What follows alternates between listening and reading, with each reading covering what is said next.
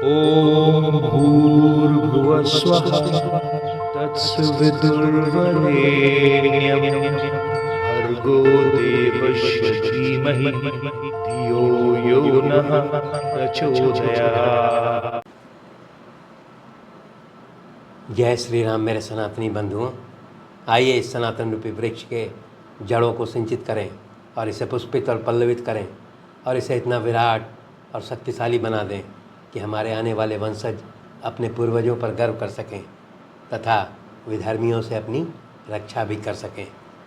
ये विधर्मी शक्तियाँ हजारों वर्ष से हमारी सभ्यता और संस्कृति को नष्ट करने का अथक प्रयास कर रही हैं। पिछले अंक में हम लोगों ने अध्ययन किया कि श्री रामचंद्र जी के राज्याभिषेक होने के पश्चात वे बारी बारी से सभी राजाओं को अयोध्या से विदा करते हैं। जैसे राजा जनक जो उनके ससुर हैं उनको विदा करते हैं। उसके पश्चात भरत के मामा जिनका नाम जो कैकेयी नरेश हैं युधाचित उसको विदा करते हैं।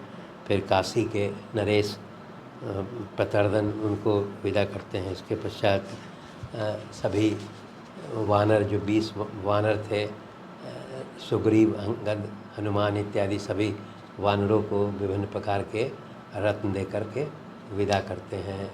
विभीषण को भी उनके मंत्रियों के साथ विदा करते हैं। इसके पश्चात जब सबको विदा कर देते हैं तब फिर पुष्पक विमान जो है वो वहाँ श्री राम के पास पहुँचता है और वो बताता है कि कुबेर ने पुष्पक विमान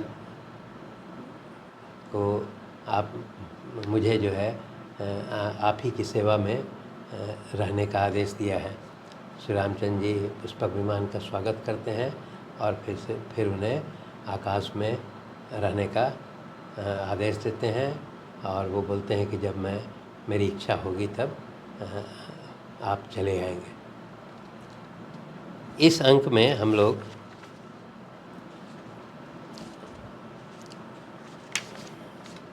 जो है वो उत्तरकांड के 42, 43, 44 और 45वें सर्ग के बारे में अध्ययन करेंगे। श्री रामचंद्र जी जब पुष्पक विमान को विदा कर देते हैं तब फिर वो अपनी पत्नी सीता के साथ एक उनके राजमहल के पास एक अशोक वन है, वहीं पर वो संध्या के समय प्रवेश करते हैं। ये अशोक वन जो है बहुत सुंदर है।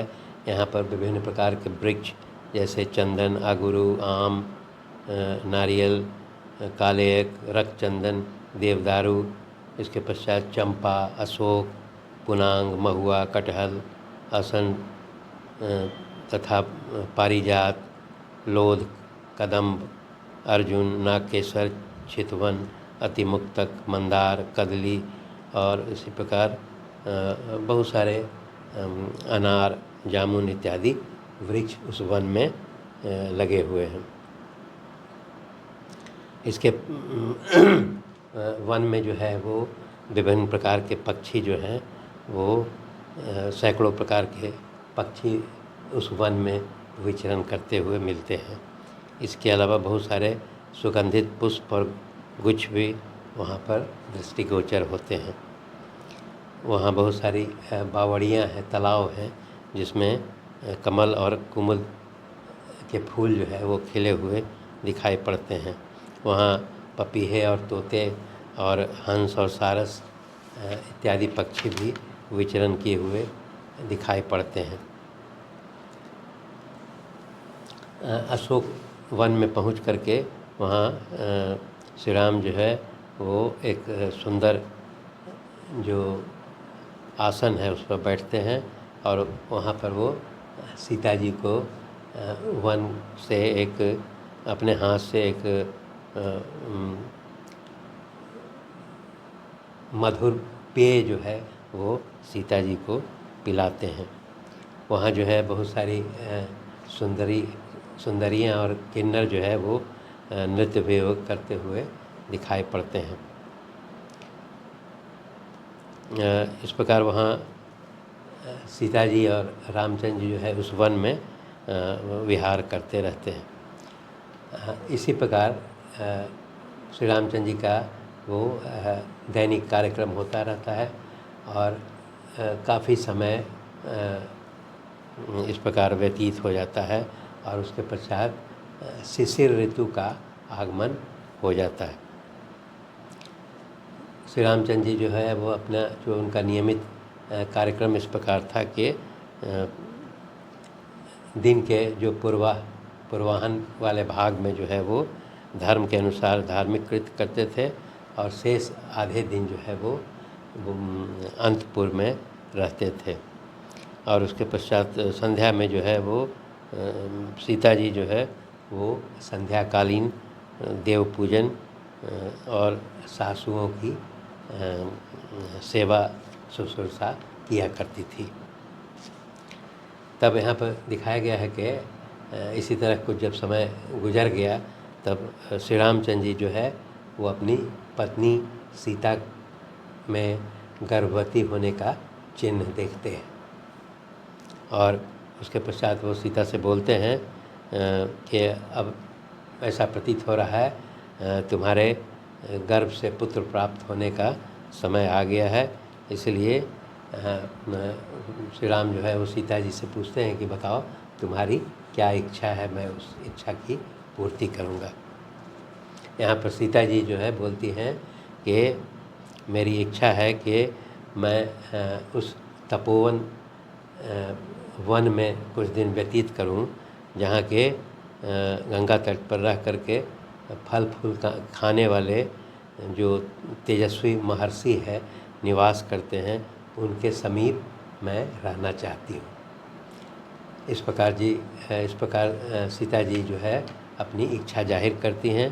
तब उसमें रामचंद्र जी जो है उनको इस प्रकार का आश्वासन देते हैं कि मैं शीघ्र ही तुम्हें उस वन में भेजूँगा। इसके पश्चात देखता है वो अगले दिन जो है यहाँ पर दिखाया गया है कि श्री राम के कुछ जो बाल मित्र हैं, बाल सखा हैं, जिनका नाम है विजय, मधुमत, काश्यप, मंगल, कुल, सुराजी, कालिये, भद्र, दंतवक्त्र और सुमागर। ये जो बाल मित्र हैं वो श्री रामचंद्र जी के पास बराबर आते हैं और वो विभिन्न प्रकार की कथाएं उनको सुनाते हैं, वाद विवाद और विचार विमर्श करते हैं। तो उसी में यहाँ बताया गया है कि श्री रामचंद्र जी जो है वो अपने मित्रों से, बाल सखाओं से पूछते हैं कि इस जनपद के लोग यानी इस राज्य के लोग जो है मेरे और सीता और भरत और सभी भ्राताओं के बारे में किस प्रकार की बातें करते हैं वो तुम बताओ, अपने मित्रों से वो पूछते हैं। तो उनके मित्र बताते हैं कि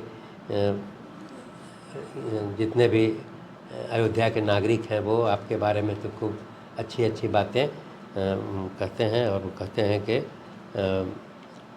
उन्होंने समुद्र को पर पुल का निर्माण किया और समुद्र को पार करके अपने सैनिकों के साथ, वानर सैनिकों के साथ उस रावण नामक जो राक्षस राजा था उसका वध किया। वो ये बताते हैं कि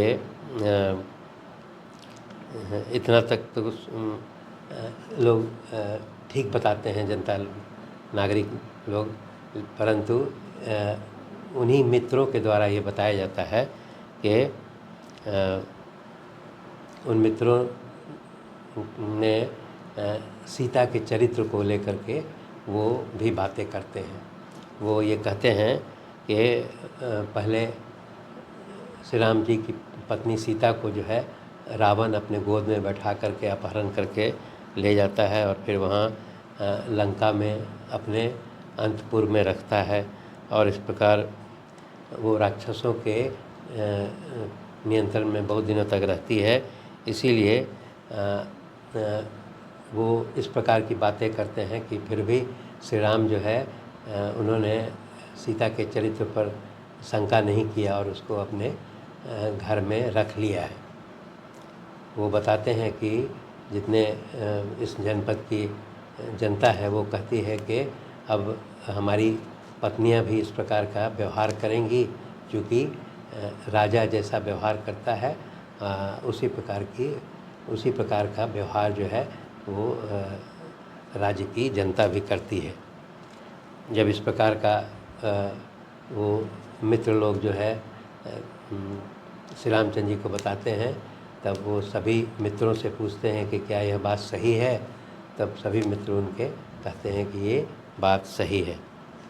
तब यहाँ पर दिखाया गया है कि श्री रामचंद्र जी जो फिर चिंतित हो जाते हैं और चिंतित होने के बाद फिर वो अपने द्वारपालों से कहते हैं कि तुम शीघ्र जा कर के भरत और लक्ष्मण और शत्रुघ्न को बुला करके ले आओ।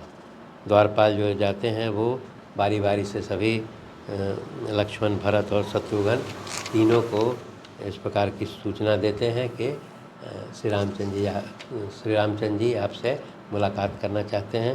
वो तुरंत ही सभी जो है श्री रामचंद्र जी के पास पहुंचते हैं। तीनों भाई जो है यहाँ पर दिखाया गया है कि तीनों भाई जब श्री रामचंद्र जी को देखते हैं तो वो देखते हैं कि श्री रामचंद्र जी के चेहरे पर उदासी है।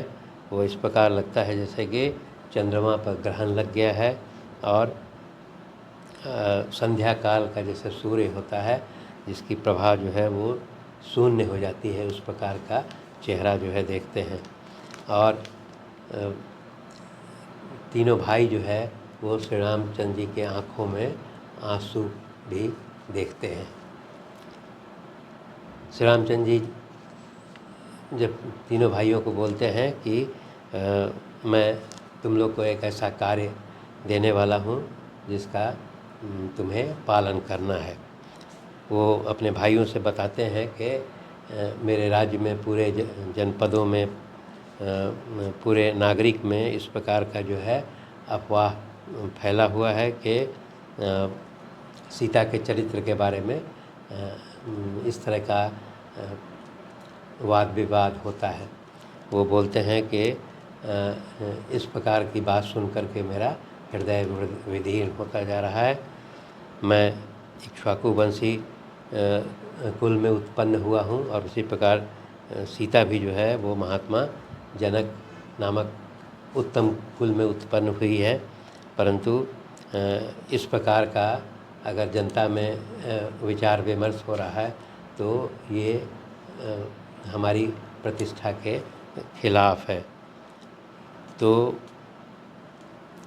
वो यह बोलते हैं कि लक्ष्मण से कि जब इस प्रकार की शंका मैंने भी व्यक्त की थी और सीता ने स्वयं जो है वो अग्नि परीक्षा दी थी और तुम जानते हो कि उसके पश्चात अग्निदेव जो है स्वयं उपस्थित होकर के उन्होंने इस प्रकार का दिया था कि सीता पवित्र है, तब मैंने स्वीकार किया था। और वो यह बोलते हैं कि मैं अंतरात्मा से भी सीता को शुद्ध समझता हूँ, परंतु ये इस प्रकार का जो है अफवाह हमारी जनता में कैसे फैल रहा है, जिसके कारण मैं बहुत दुखी हूँ, मेरे हृदय में बहुत शोक है, इस प्रकार का बताते हैं। और उसके पश्चात वो बताते हैं कि मैं लोक निंदा की भय से जो है अपने प्राणों को और तुम सभी भाइयों को भी त्याग कर सकता हूँ। तो ये सीता का त्याग करना मेरे लिए बहुत कठिन नहीं है, बहुत बड़ी बात नहीं है। इसीलिए वो अपने भाई लक्ष्मण से कहते हैं कि गंगा के उस पार एक तमसा नदी है, उस तमसा नदी के तट पर महर्षि वाल्मीकि का दिव्य आश्रम है। तो इसीलिए वो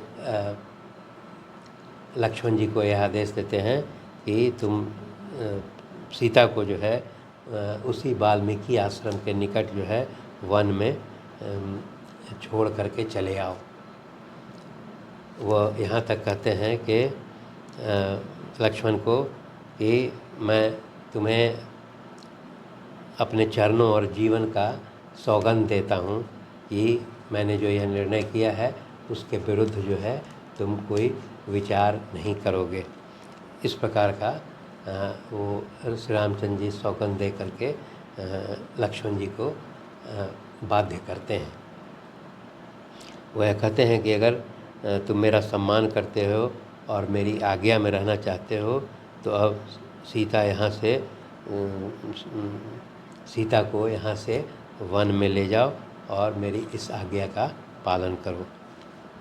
वह भी बताते हैं कि सीता ने मुझसे यह इच्छा भी जाहिर की थी कि मैं गंगा तट पर ऋषियों का आश्रम देखना चाहती हूँ और वहाँ पर कुछ दिनों तक रहना चाहती हूँ। और इस प्रकार कह करके वहाँ दिखाता है कि श्री रामचंद्र जी के दोनों आँखों में आंसुओं की धार बहने लगती है और उसके पश्चात वो अपने भाइयों को विदा करके और फिर अंतपुर में चले जाते हैं। धन्यवाद।